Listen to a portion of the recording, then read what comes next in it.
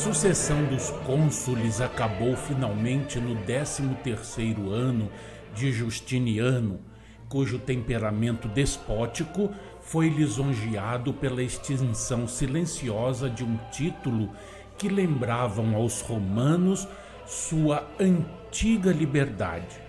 Tradução: foi ferida a terça parte do sol, a terça parte da lua e a terça parte das estrelas. No firmamento político do mundo antigo, nos tempos da Roma imperial onipotente, o imperador, os cônsules e o senado brilhavam como o sol, a lua e as estrelas. E a história de sua decadência é apresentada até que as duas últimas foram extintas relativamente a Roma e a Itália, que por tanto tempo tinham ocupado o lugar de primeira cidade, primeiro país do mundo. Finalmente, ao se encerrar a quarta trombeta, vemos a extinção daquela ilustre assembleia, o Senado Romano. A cidade que governara o mundo fora conquistada, dir-se-ia que em irrisão da grandeza humana, por um eunuco, o eunuco Narcis, sucessor de Belisário, que derrotou os godos em 552, acabou a conquista de Roma e selou o destino do Senado. Eliot, nas suas Horas Apocalípticas, fala do cumprimento desta parte da profecia na extinção do Império Romano do Ocidente com as seguintes palavras, abre aspas: assim se estava preparando a hecatombe final que traria a extinção dos imperadores e do Império do Ocidente, fecha aspas. A glória de Roma já estava extinta há muito tempo. Suas províncias tinham se destacado dela uma a uma. O território que ainda possuía tornara-se apenas um deserto.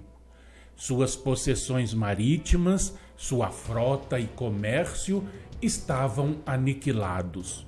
Pouco mais lhe restava do que títulos vãos e insígnias de vã soberania, e chegava agora o tempo de estas próprias lhe serem desonrosamente arrancadas. A grande lei do retorno, a que se faz, a que se paga, como diz a sabedoria popular. É a hora da extrema humilhação para o Império Romano.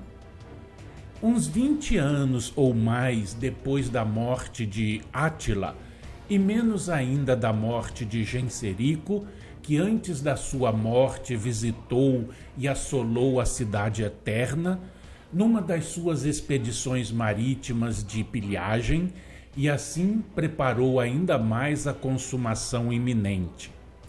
Nesse tempo, Odoacro, chefe dos Érulos, um remanescente bárbaro das hostes de Átila, deixando as fronteiras alpinas da Itália, ordenou que o nome e o cargo de imperador romano do Ocidente fossem inteiramente abolidos, e as autoridades se curvaram submissamente, humildemente.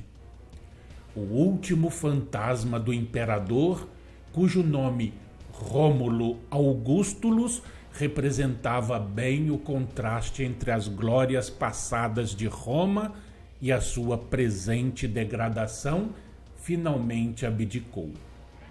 O Senado enviou as insígnias reais a Constantinopla, dizendo ao imperador do Oriente que bastava um só imperador para todo o império. E assim, aquela terça parte do Sol imperial romano, que pertencia ao Império do Ocidente, se eclipsou e nunca mais voltou a brilhar.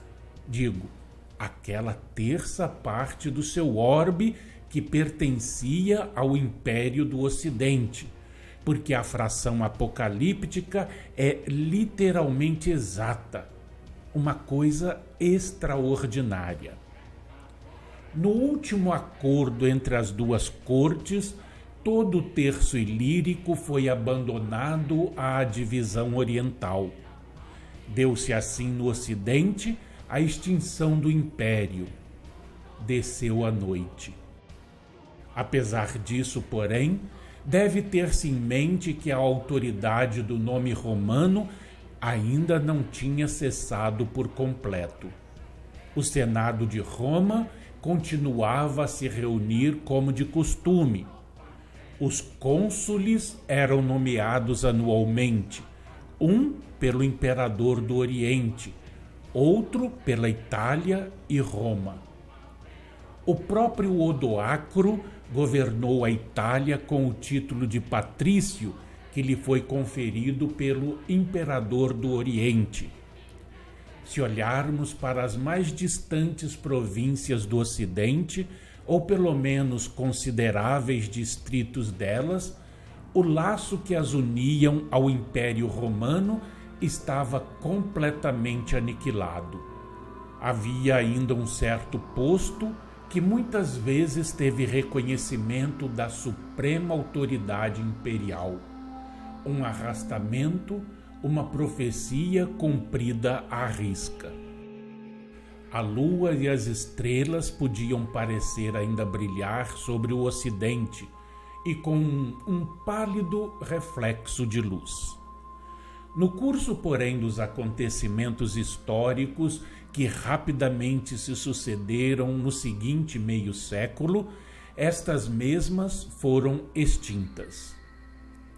Teodorico, ao destruir os Érulos e o seu reino em Roma e Ravenna, governou a Itália de 493 a 526 como soberano independente. Mas quando Belisário e Narses conquistaram dos ostrogodos a Itália, conquista precedida por guerras e assolações que tornaram a Itália, e sobretudo a sua cidade das 7 colinas, Roma, durante certo tempo quase deserto, o Senado romano foi dissolvido e abirrogado foi o consulado.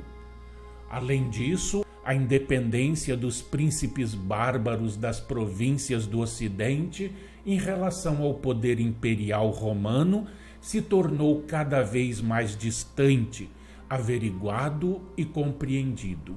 Decorrido mais de século e meio de calamidades, quase sem par na história das nações, a frase de Jerônimo, frase moldada sobre a própria figura apocalíptica do texto, mas prematuramente pronunciada por altura da primeira tomada de Roma por Alarico, podia considerar-se por fim cumprida. E a frase é: extinguiu-se o glorioso sol do mundo. Terríveis como foram as calamidades sobrevindas ao império pelas primeiras incursões destes bárbaros, foram relativamente pequenas em comparação com as calamidades que se haviam de seguir. Foram apenas as primeiras gotas de chuva que precederam a tempestade, que em breve havia de se desencadear sobre o mundo. As 3 restantes trombetas são ensombradas por uma nuvem de mau presságio, como vamos ver pelo versículo 13. Quem diria que Roma, a orgulhosa Roma, teria esse fim tão trágico dentro da lei do retorno? Mas é assim mesmo, é a lei do retorno agindo sempre. Que a paz de Deus esteja com todos e até o nosso próximo encontro. Um fraternal abraço.